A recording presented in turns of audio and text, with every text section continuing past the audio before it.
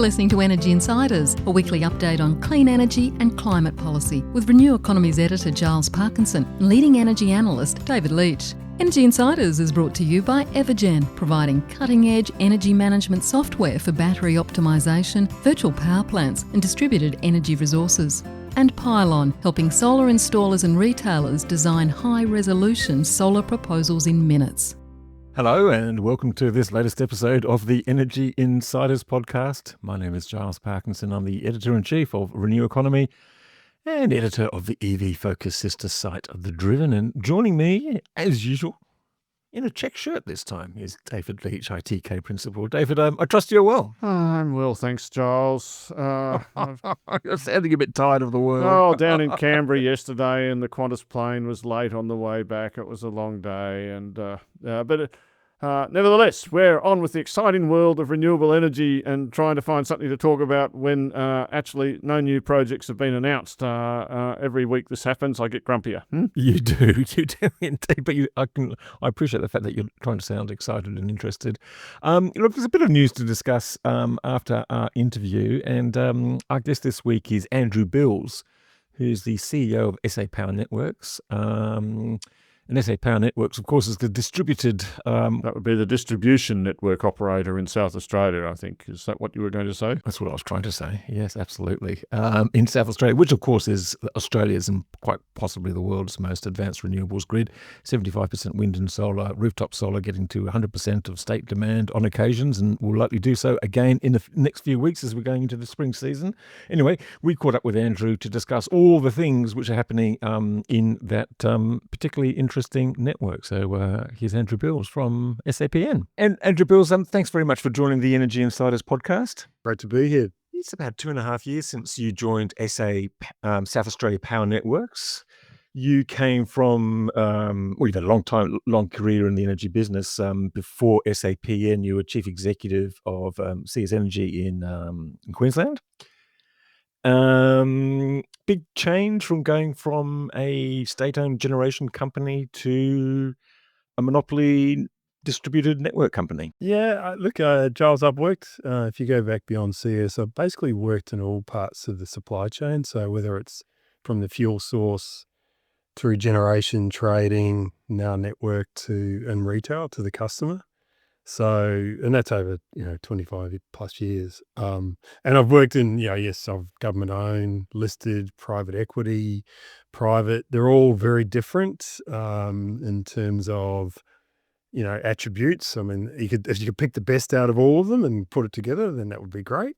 But I think, my observation of privately owned regulated monopoly is, I guess it's an SA Power Networks thing, but it is in a unique place where we are at the moment in the industry and the role of where we're going in the transition. But I think the important thing is when I look at an issue, I use those experiences across the entire supply chain.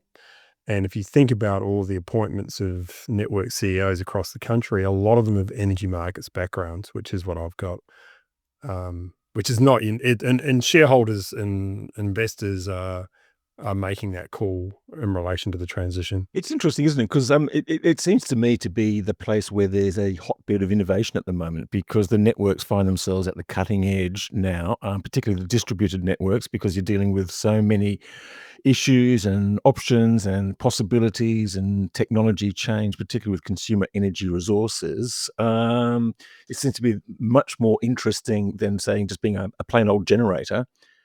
But in a way, the networks, and we had an interview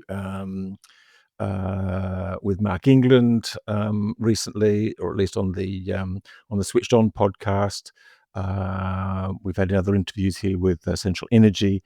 The networks are kind of sort of busting at the seams to get out and to be able to innovate, but find themselves restricted. Well, it's interesting, Giles. I think if you look at the South Australian story, they've had to innovate to survive, and leading the world in terms of running a network the majority of the time on renewables, and in fact rooftop solar. So, to be able to be reliable, safe and secure, they've had to innovate to be able to accommodate that amount of variable, rooftop solar onto the system. So I think I think it's a combination of adapting to what's going on, but then recognizing you've got a plan for how you then can accommodate the growth in that going forward. So, I think other network companies haven't got the same burning platform that South Australia's got, but they will get there. So we're a bit of a sign as to what other network companies are going to have to deal with in the coming years. You mentioned that you used that expression burning platform in a speech to the Australian Energy Week in June, and I think we sort of put it on our website too, and everyone thought that was solar panels going on fire. Perhaps you'd like to explain exactly what you mean, because, because of that, it got a lot of clicks actually, but that's not what it was supposed to be about. But tell us what you mean by this burning platform, and tell us a bit more. I mean, because you have said in that same speech, people want to look at the future. Well, here it is. It's here in South Australia, and of course, as you mentioned just a few moments ago, South Australia is probably the first state or the first grid in the world to reach 100% penetration of just rooftop solar, let alone renewables. That's right. And in fact, we're 50% of households in South Australia now have rooftop solar. So yeah, it's just, and that's growing like 4% in the last 2 months, 3 months. So it is rare. That trend's continuing. But what I was meaning in that speech was just around, if we don't change the way we run as a network, we're going to leave stranded resources, which is, the burning, the solar panels going on fire, so to speak. It was a metaphor for not using that energy and leaving it stranded without bringing in different ways of running the network, which is all. Sorry, Andrew, what's going to be stranded? Oh, just that you're not going to unlock all the value of the potential of rooftop solar, and because you're not effectively using flexibility to bring in more and more rooftop solar and into the network. So you want to be able to provide that flexibility. So that's what. But it's not like some of the regulated asset base is going to be stranded. You're No, talking about. Okay. Sorry, I just wanted to be clear about that. Yeah, Okay. no, it's for the customer. It's their resource. But if they can't export and realize their investment, then we are stranding a resource. So that's what that was about. And it's really around what are the changes you need to make to be able to plan to that, and then how do you enable greater penetration of those CER.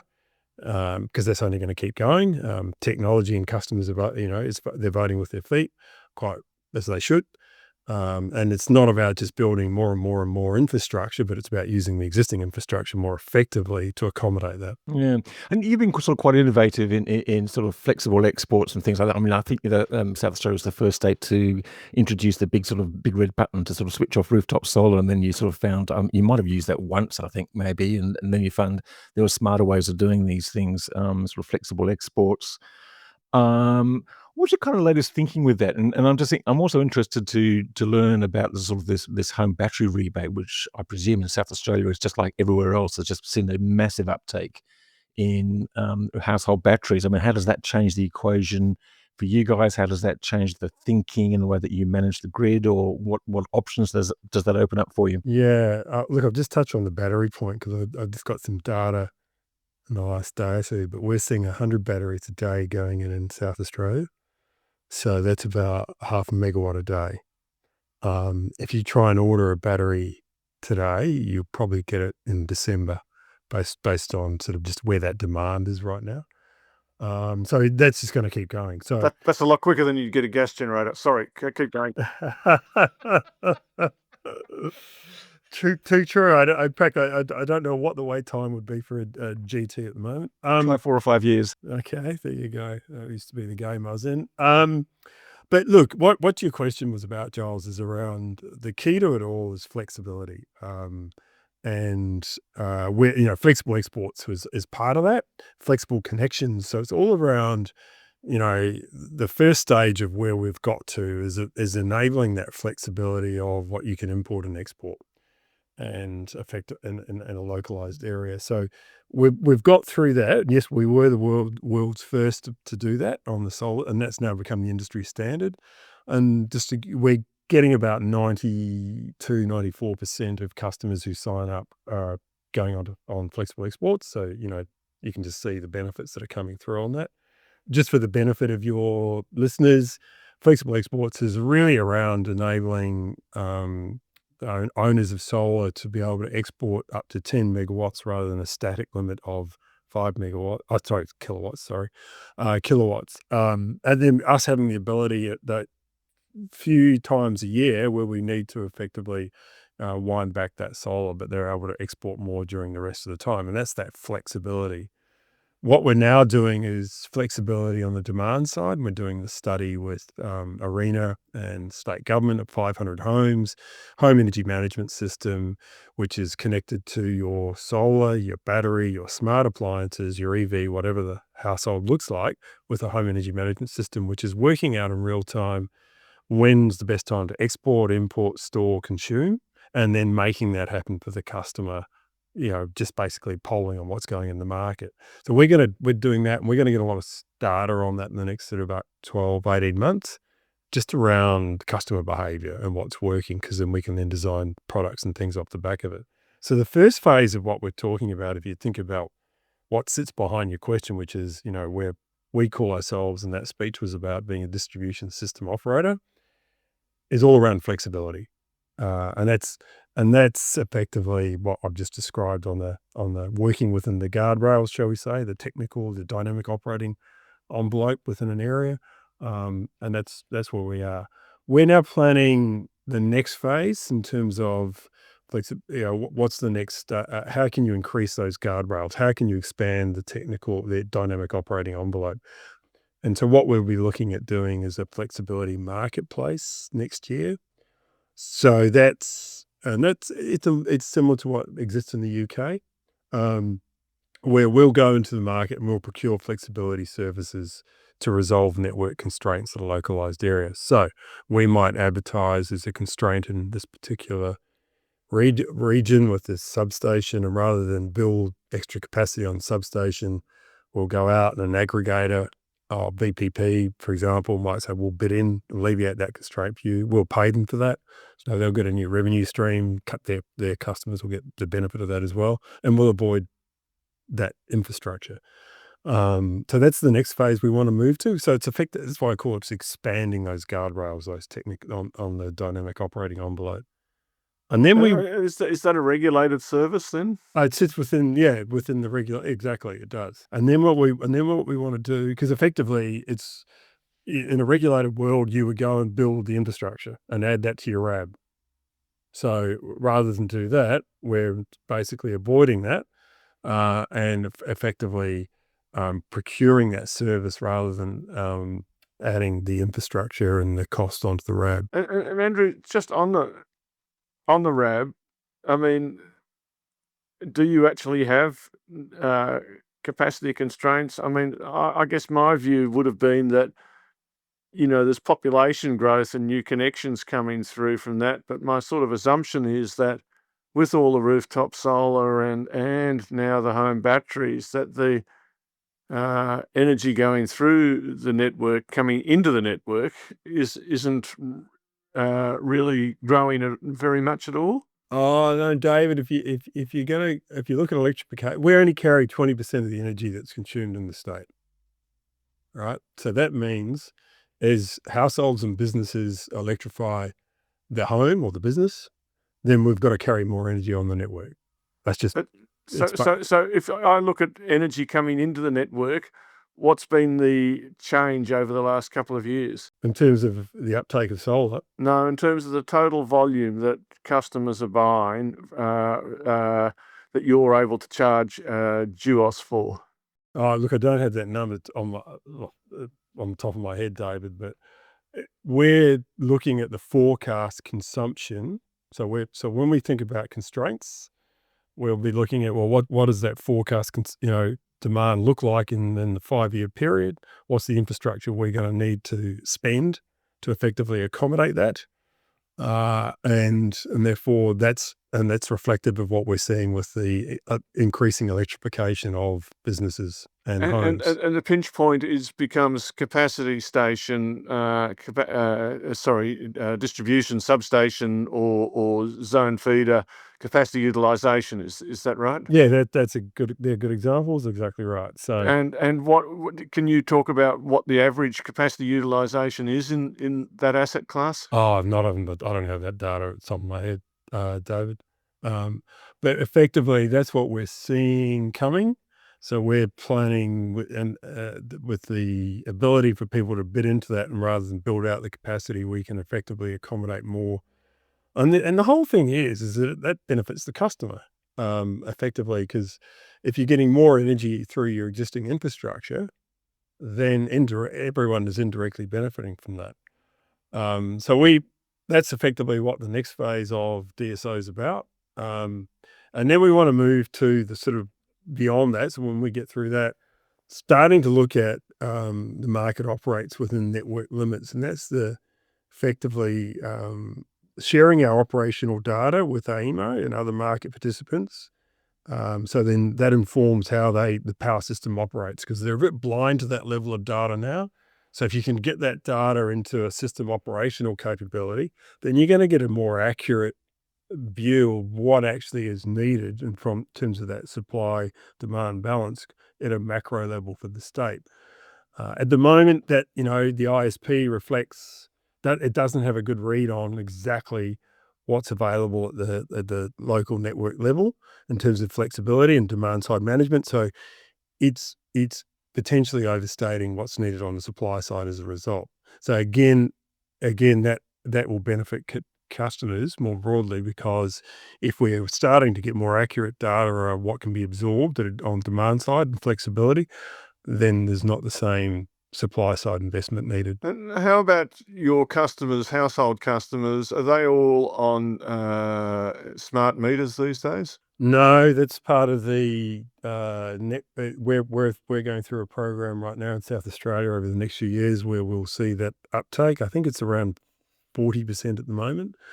So that'll, over the next few years, we're projecting that that penetration of smart meters will get up to sort of similar levels about what you're seeing in Victoria. I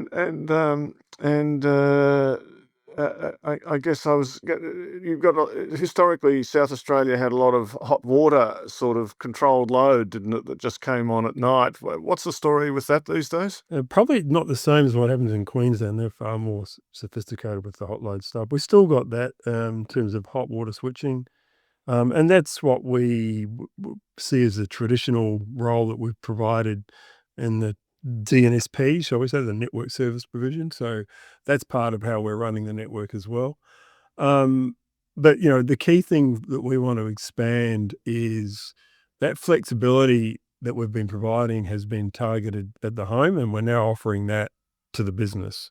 And we're seeing. But wouldn't you be better? Sorry, again, correct me if I'm wrong. I don't look at South Australian distribution every day, and I'm not even in the office. But I mean, if I looked at your controlled load hot water, traditionally that came on off peak overnight. Is there an effort to actually move that into the middle of the day so that it can be absorbing some of the solar load, or what's happening? Totally, that's all part of what we're talking about, which is moving consumption around within the day. It's exactly But it hasn't happened yet. Oh, it has. It's exactly right. And if you think about what we're doing with Energy Masters, David, that's about every smart appliance moving around within a day to consume at the optimum time. That's exactly what that's all about. So if you've got that tech in the home more broadly, it's not just hot water, it's your dishwasher, it's your pool pump, it's your aircon, all those things connected. But there was historically a whole bunch of hot water load that came on at night. Anyway, I don't want to. I understood that you had to actually replace not just tariffs, but actually something physical had to happen to switch it round to daytime consumption. But I didn't want to get bogged down there. I wanted to ask about tariffs. I mean, you guys can set network tariffs, but the actual tariffs that customers pay are driven more by retailers, aren't they? That's correct. They are. And I think a good thing that's happening at the moment is the AMC pricing review in terms of looking at tariffs and structures more broadly, and we're contributing into that. But what we've seen, tariffs, and this is why Energy Masters is quite important. Time of use tariffs in terms of trying to incentivize people to consume at the right time. Unless you've got the tech, and this is the key thing, unless you've got the technology, it's hard to access that. And that's what we're seeing with kind of customer behavior, even with those tariffs. The technology is the enabler, because it just makes it simple for the customer to be able to optimize their consumption to the right time of the day. When I had a quick look at your RIN, regulatory information statements, it seemed to show that, I can't remember, of the household load, still 30, 40, 50% of it was just on a kind of flat tariff, and about the other half, I guess, of the residential load, it's hard to work it out quickly, was on a time of use tariff. Is that about right? Look, I don't have that data directly in front of me, David, but what we're trying to do is get through Energy Masters, and that's what the key thing about this is to get people having the ability to access that in real time. Tariffs we've seen are not influencing consumer behavior. So they're not unlocking it. And therefore what we believe, and I think quite clearly when you look at what it does provide, and that's what the data we're going to get out of Energy Masters, is what consumer behavior actually does through technology, linked to what their CER is in the home. Tariffs don't solve the problem. They contribute, but they don't solve the problem. Technology is the key. And another argument that used to run around a few years ago, but I don't hear it so much, is that the networks the feeders weren't physically capable necessarily of handling all the solar exports that were pushed back at them. Do you run into that issue at all? Well, we've historically used voltage control to manage that in the past, but flexible exports is designed to manage that. It's exactly what it does. It's not a system. Flexible exports is not a system level thing. It's designed to manage voltage pressure within substation region. No. It connects to the inverter on the in the home on the solar. Yeah, So- I get that. Yeah.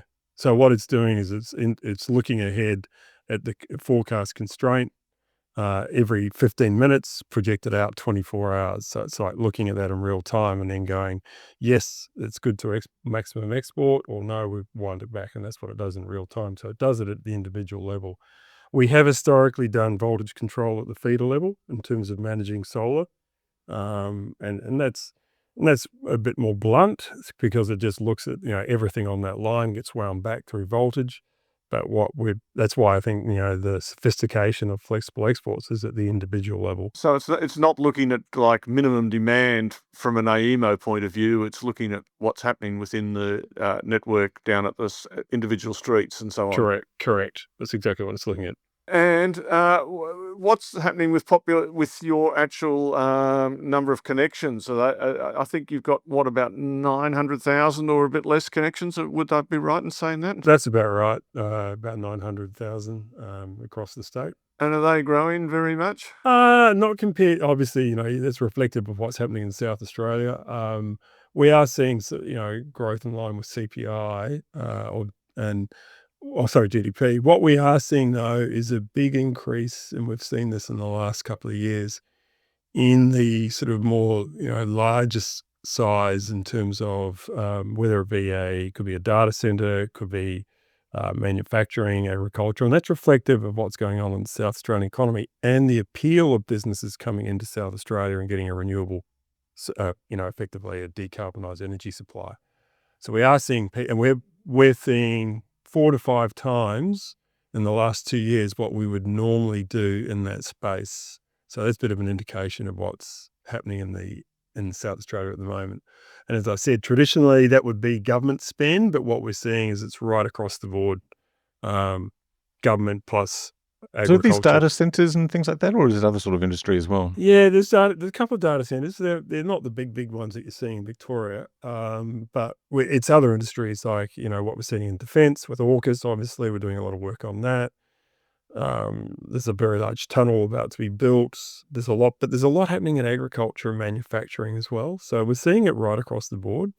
And South Australia for the last couple of years has been the fastest growing state. So we're a bit of an indication of where's that investment coming from. Because everyone says that industry has been killed in South Australia because of the high electricity prices, but you're saying, and Electronet say the same thing, that they're getting a lot of inquiries from business because they are attracted to renewables and presumably a reasonable wholesale electricity price. That's exactly what we're seeing. And I've spoken to customers directly and they've actually said, well, we plug into the network and we get a decarbonised energy supply, which is meeting our objectives. So whether they're sustainability or, whatever their company objectives are. So we are seeing that, and it is continuing to tick along. It's just the issue on price there because, we sort of often write about South Australia and how advanced it is in renewables, and it is probably the leading grid in the world in terms of sort of, the integration of wind and solar and the rooftop solar penetration is just phenomenal. People keep on saying, well, yeah, but prices are higher there than anywhere else. But the case has been, there's always been that way. This is probably one of the things that actually sort of, inspired the state to actually embrace renewables in the first place, starting about 20 years ago. But the question does come back, at what stage can people actually expect or hope that prices will come down and be lower than anywhere else that are not quite so renewable? And is that ever going to be a realistic thing given the geography and the population and what have you, the sheer size of the state? What sort of hope can you sort of offer to You, consumers on that? you've summarised that very well, Giles. You have. I still need an answer though. No. Look, this is the perennial problem, and I think look, South Australia has got a large area with a population of 1.8 million, 1.4 in Adelaide, so you got 400,000 across a very large geographic area. That's a very expensive proposition to run a grid across. So, and we don't have that density. Breeding is the solution. Population. There has been for many years there was a net loss every year, but we're seeing that coming back. That's part of it, but it's also. But you hit the nail on the head in terms of historically, the fuel source down here, gas, brown coal with Northern Power Station. It wasn't expensive energy at the time. This transition does come at a cost because you're replacing one form with another form. I think the key message I would say, Giles, is by doing what we're trying to do as a DSO and utilising our existing infrastructure more effectively by moving consumption around and introducing flexibility, that lowers future costs. So But my point, I think it's an important point. I'm sorry to interrupt, but the network throughput really matters.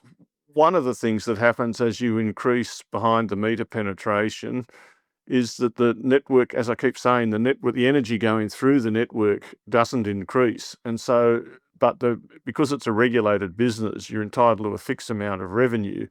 So you either have to increase the fixed cost, the cost of being connected, or you have to increase the cost per unit of energy consumed.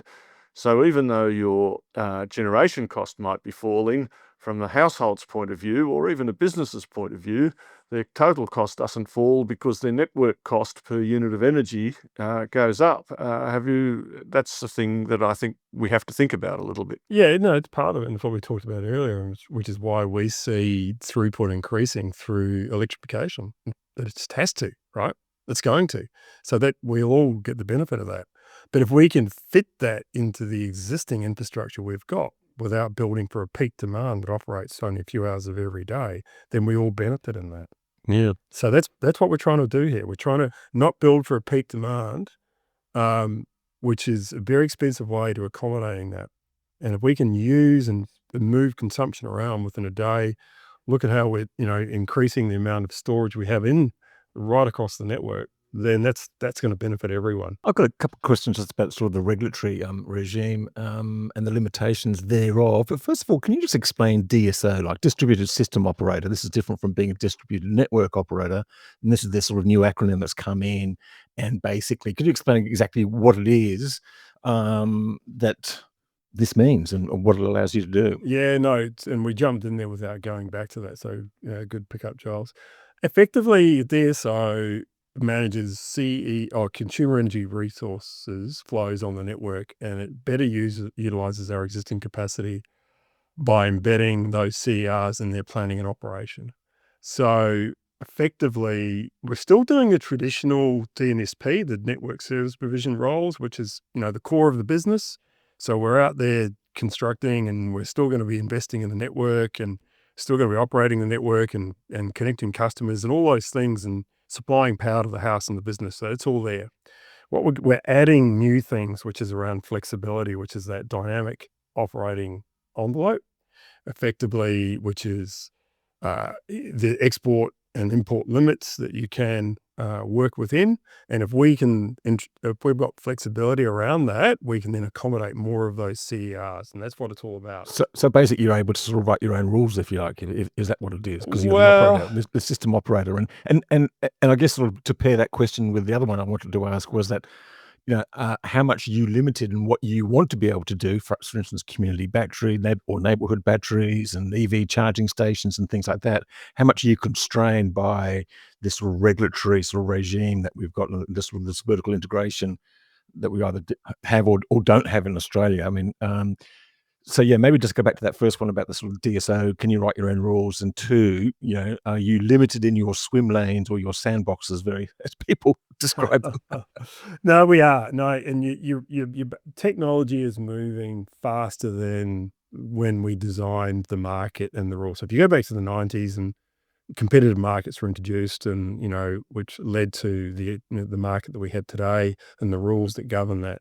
What we're seeing at the moment is technology is scrambling that supply chain. So the space from which a network monopoly can operate has changed.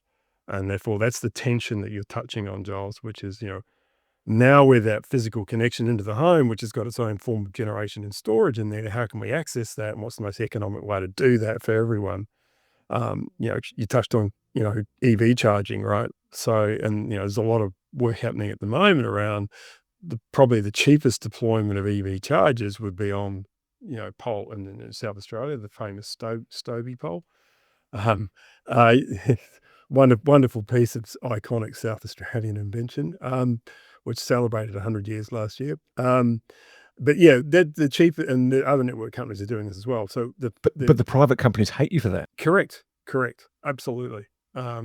And therefore, So what to do about that? I mean, so that's what I think. This is this tension. So, are you wanting to facilitate the uptake of EVs? What's the cheapest way to do that? What are the options around that from a regulatory perspective? So those things are in play right now. Absolutely.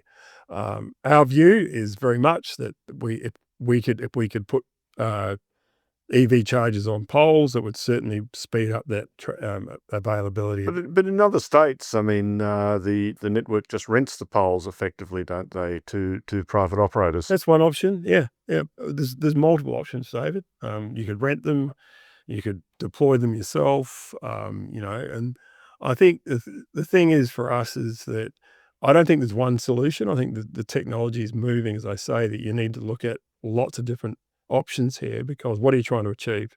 You want people to uptake this, don't you? So how do you facilitate that? And that goes to your point around storage. Storage is key, and you guys know that better than anyone. Storage is, at the very utility scale, the large scale batteries that are going in, absolutely. Community batteries, behind the meter. We need all of it, because it just enables us to accommodate more across the existing infrastructure. So I think, rules and policies that can help facilitate that's in the best interest of everyone. And I think that's playing out right now. And I think technology will test where this goes. Because at the end of the day, customers are voting with their own decisions. As I said to your question earlier, the amount of batteries we're seeing going on in at the moment is phenomenal. So that's not going to change. Wouldn't you like to be a retailer as well? No. Look, I think there's a role for that. Absolutely, it's about working together. And if you look at the Energy Masters program, that's just not us doing it. That's with retailers as well. So it's both. You need the retail and the network working in unison. Yeah. Just what to tell us about. I mean, you just talked about this. You're now at 50% penetration rooftop solar, which seems extraordinary. 4% added in the last little while that you just mentioned. Is there a natural limit? I mean, are you going to run out of rooftops? What does that look like in 4 or 5 years' time if that keeps on expanding? How have the dynamics changed if everyone is picking up household batteries? Give us some sort of vision of what sort of the South Australia Power Network looks like in 2030. Look, that's vexing our minds a lot because of that penetration. And I Well, I guess hope you've got a plan. Yeah, we do, which is what we've just spoken about, which is the whole becoming a DSO. If we didn't adopt that approach and we took a traditional approach to running a network, then what are we going to do? We're going to build that capacity to accommodate that amount of rooftop solar. It's 3 gigs. So the analogy I like to use is, the largest generator in the country is Eraring, I think, at about 2,800 megawatts. We're 3 gigs of rooftop solar. So in one state. in one state. So we're exporting into Victoria a lot of the time. That's that. So how do we accommodate that without overbuilding? Now, that's why flexibility and technology is fundamental. That's why we're on that journey, that very clear strategy, which I said, which is that phasing of becoming a DSO. All of those things enable us to accommodate more rooftop solar in the system. And South Australia has a target, it's a state government target, I think it's a legislative target now, 100% net renewables by 2027. Net meaning basically at some point you're going to be exporting to the grid because you've got other states because you've got a surplus, and then you'll be importing at other times because you've got a deficit. Is that a scary place to be? Because it sounds like it from a lot of the media that you read. Look, it's scary if you didn't do the things we're doing that we've put into the network in terms of flexibility. Look, we and I think the other thing is the state government has recognised from an energy security perspective that they're dependent upon those interconnectors into New South Wales and Victoria, that when they don't have the renewable generation available, they're importing that from those states. Now, that's not a control of your own destiny, which is why the states come out with its firming scheme from a security perspective. And I think that's a very sound position to take, because if you've got large-scale generation being withdrawn and you're dependent upon it, you can sort of see the challenges. Given that this state had a blackout in 2016, as we all know, that's very at the top of people's minds. So when I talk to the government here, and they're very clear around this, which is they don't want to be beholden to those interconnectors and they want to have that security themselves. So yes, it is a scary place to be. However, I do think where we're going with that firming scheme, plus what we're also seeing into investment in existing renewables, and that's continuing, the large-scale renewables I'm talking about, and large-scale batteries, I think they're doing the right things to be able to manage that position. Andrew, can I just come back to the solar, the 50%?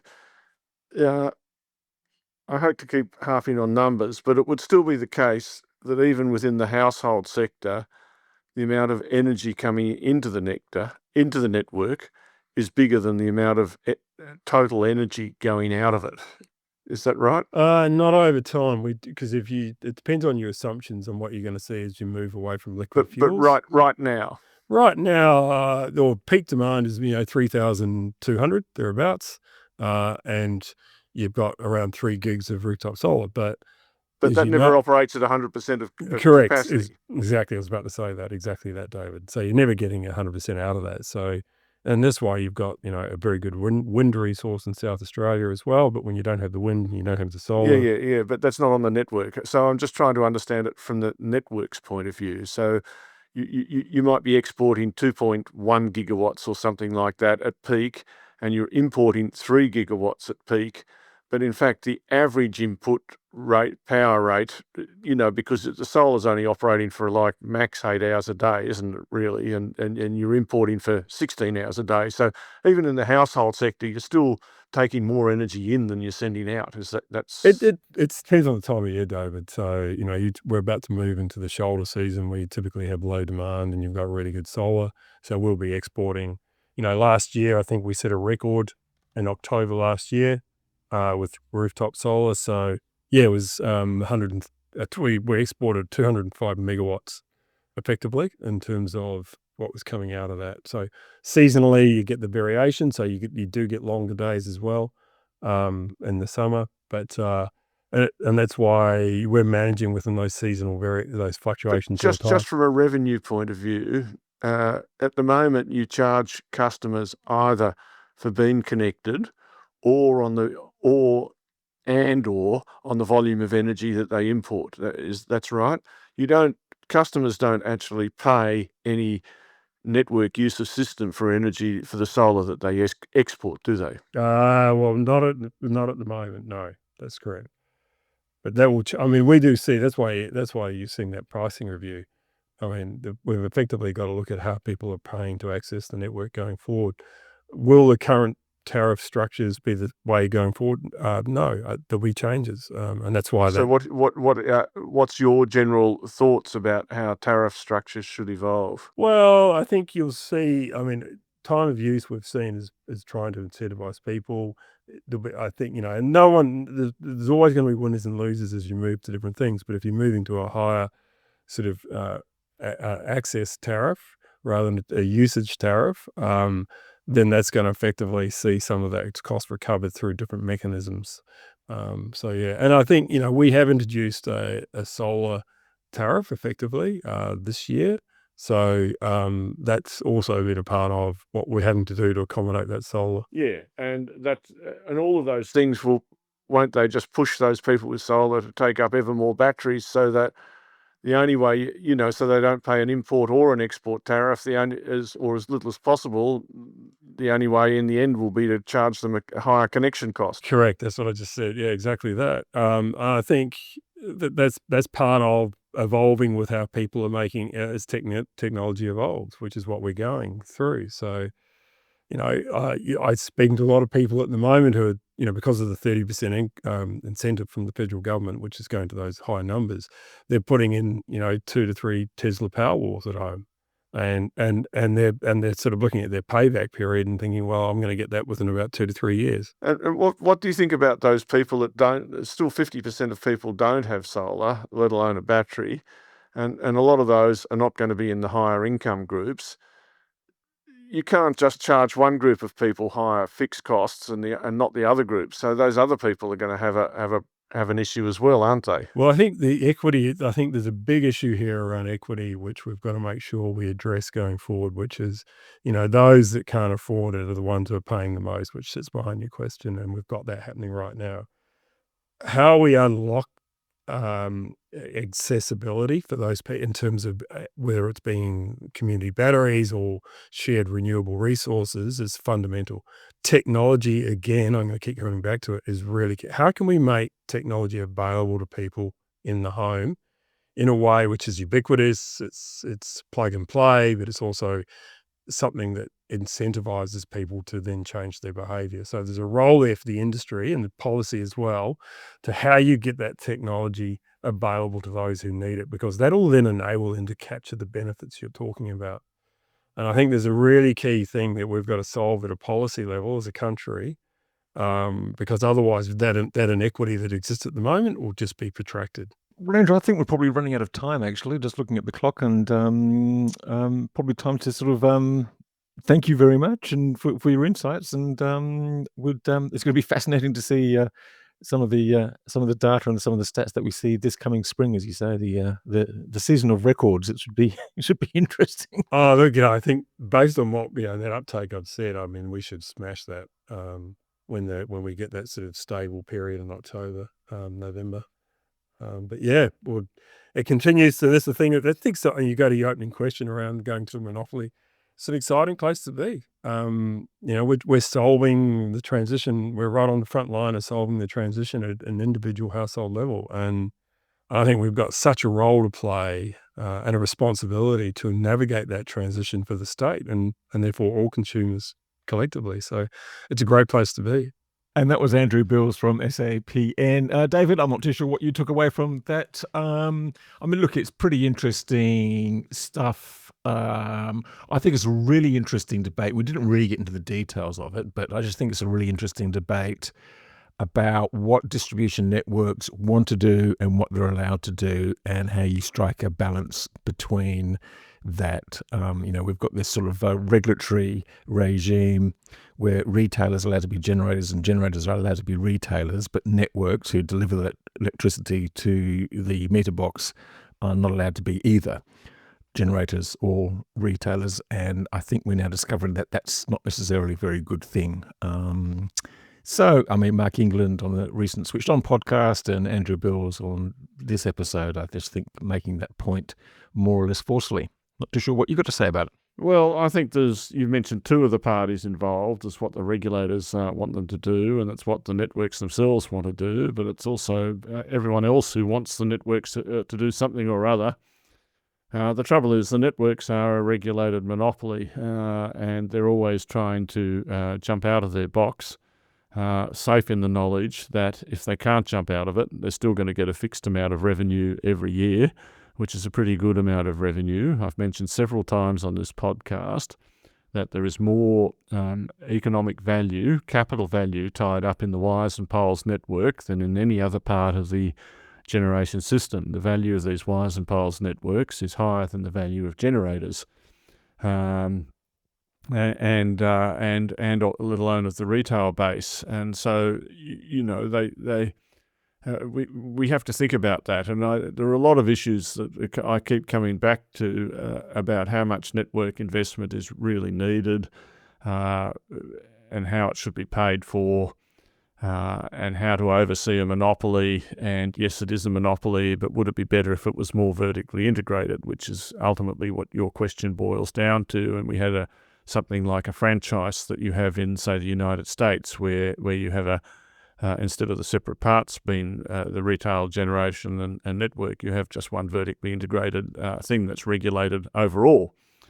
I don't think there's a perfect answer. I don't think there's a perfect answer at all, but I know the regulators are wrestling with it, because every time the networks want to do something, they have to go and knock on the door and ask permission to play in the sandpit. Well, the main problem is, Giles, that the regulatory model is based around the fact that volumes will grow over time. That's the most fundamental part. And the regulatory model, which gives you a fixed amount of revenue every year, really struggles when volumes aren't growing. And Andrew didn't really answer that question very well yesterday that I asked him, as far as I'm concerned, about what happens as we put more of these home batteries in. They've got 50% penetration on their network of rooftop solar. That means that electricity has been exported, but when the solar's there, it's not been imported. So the average volume through the network is going down, probably. I haven't actually looked at the numbers. And as people put home batteries on, they won't be buying as much electricity from the network at peak time either, and they'll probably be exporting less as well. So this, how the network's still got to get its fixed amount of revenue every year. And that's what I'm pretty sure the AR thinks very hard about, that problem. Interesting. Let's move on to other stuff. Look, I guess the big ticket item of the week was Marinus Link, Clean Energy Finance Corporation, in for $3.8 billion. I mean, that's obviously part of its $20 billion Powering Australia fund. If that's the name of the fund, I'm not even too sure it is. But anyway, it's part of this $20 billion to sort of support networks. Inevitable. I mean, I'm not really convinced that it's the smartest or the most cost-effective thing to do. I think for 10 years, nearly 10 years, people have been thinking about as batteries or alternatives, but it is part of the plan, David. Any thoughts? Yes, it is part of the plan. The cost of networks has gone up, as everyone has told us ad nauseam, and is undoubtedly true. I think it brings, according to the CEFC release, that fund has about $7 billion of commitments out of the 20. So there's still lots more networks transmission that they can fund going forward. My mind is almost exclusively focused on seeing how fast Project Energy Connect actually gets built. So Marinus Link is still a 2030 type project. Yes, at the earliest. Yes. We also had, I think, Robbins Island wind farm has now more or less got the go ahead environmentally, hasn't it? More or less, yeah. And there's a transmission link, which is 120 kilometres, which has to go through some sort of state forest as well. So that might cause another delay. It's going to be interesting to see what size they actually do it at. There's a lot of opposition down there to that project. A lot of opposition to projects anywhere and everywhere. No, that's true. Mostly it comes from the coal generators, but down there that you just take friendly fire, or from Bob Brown and his mates. They don't want any development in Tasmania and never have. None, zero. Yeah, I'm not too sure whether it's quite as simple as that. I think Robbins Island does have a few issues about it, and it's interesting that Murray Watt, the Environment Minister, has imposed or flagged conditions which may require ASIN Renewables to switch off its turbines at certain times of the year, which was the ruling that was actually made by the Administrative Council a couple of years ago, and ASIN appealed against that. So it's going to be interesting. There's a bit of confusion about when the wind farm would get built. ASIN says we'll be up and running by 2030. Watt says they're not going to start building construction until 2031 because they've got to do a couple of years of more surveys. So a bit of uncertainty around that too, I think. And there's a limited amount of capacity on Marinus Link anyway, because it's now only 750 megawatts, and there's a bunch of other wind farms down there, St. Patrick Plains and a couple of others, and some 2 solar farms which are getting built. So I'm not too sure how much capacity they can export. None of those wind farms are actually getting built right this second, are they? No, there's a little 24 megawatt wind farm being built at the moment in Yes, Tasmania. 24 megawatts. I thought you should know. But there is a lot of good potential for wind in Tasmania. It's a point that the Tasmanians don't often emphasise, but they have an excellent wind resource down there. Absolutely. No doubt about that. Absolutely no doubt about that. And that's the real reason for doing it. They've got a wind resource which is comparable to offshore wind in Victoria, in my opinion. Yes, you've got to build an expensive underwater transmission to access it. But to come back to the point, we really need to keep an eye on how Project Energy Connect is going.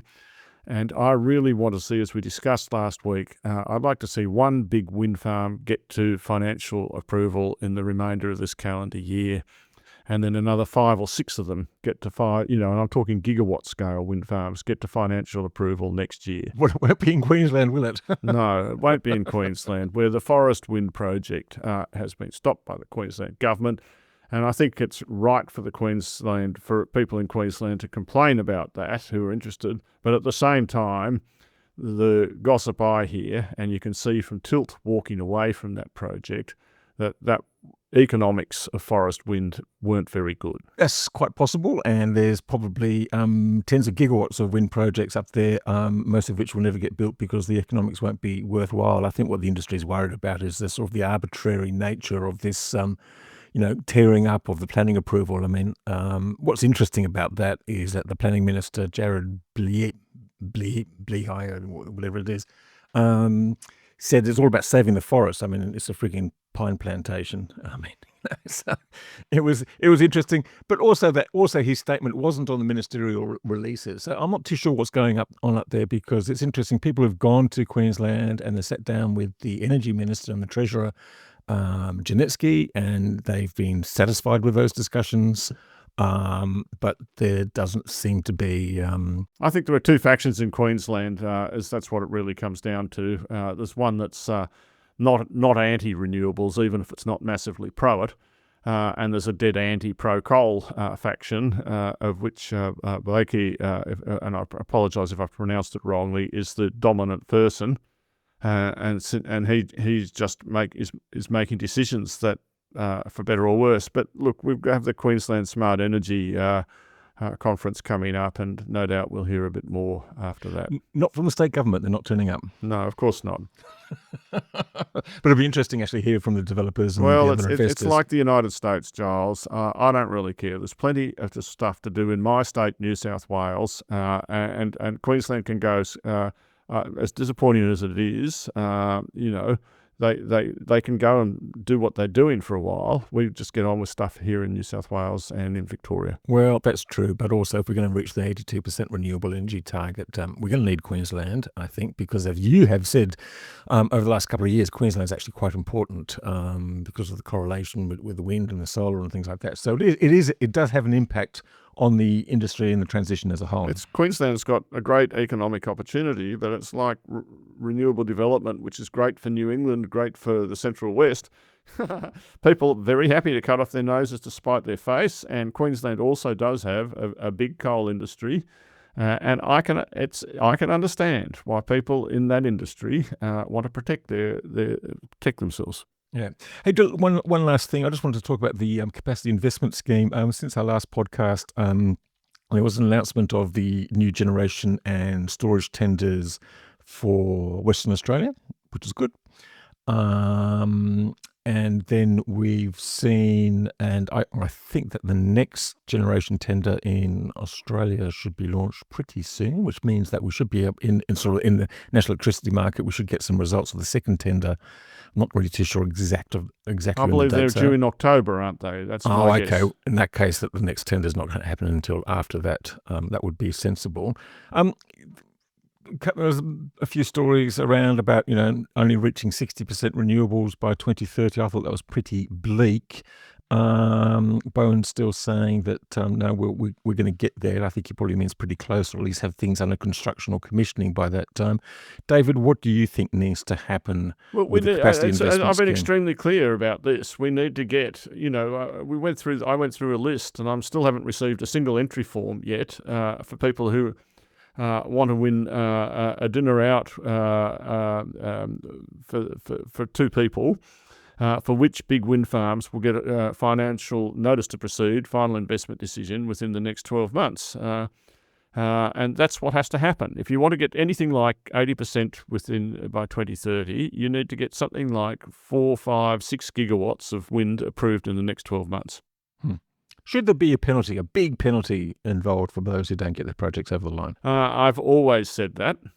I don't know what big means. 10 million bond.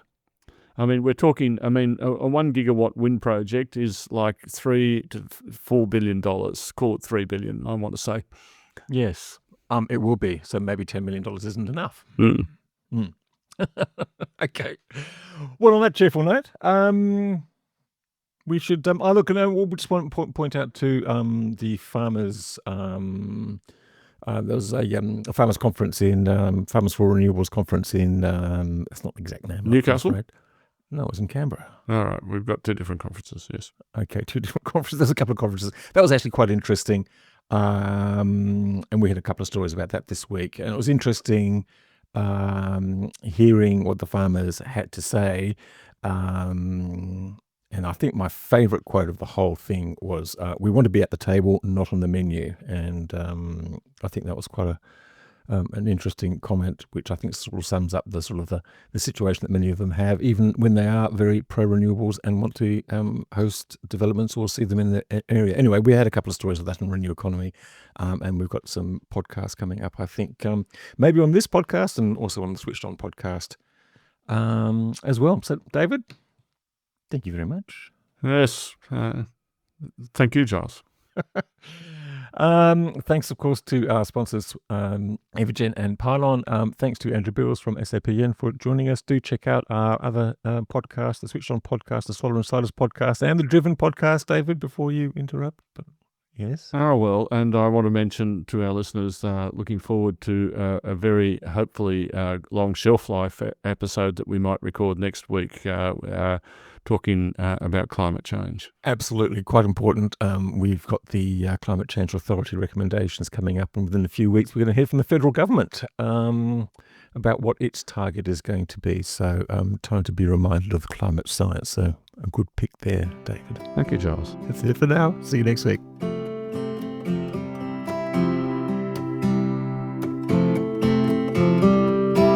Energy Insiders was brought to you by Evergen, the market-leading renewable energy software business that optimises residential and commercial solar and battery systems. Evergen enables large numbers of systems to operate as a single fleet, so network operators can use them as a virtual power plant, generating significant value for consumers, network operators, and the energy system as a whole. Evergen software is powering the energy system of the future. Energy Insiders was also brought to you by Pylon. Pylon provides easy-to-use solar design software for installers and retailers with pay-as-you-go pricing, no monthly cost and no lock-in contracts. Join Australia's top solar companies who trust Pylon to design high-resolution, CEC-ready solar proposals.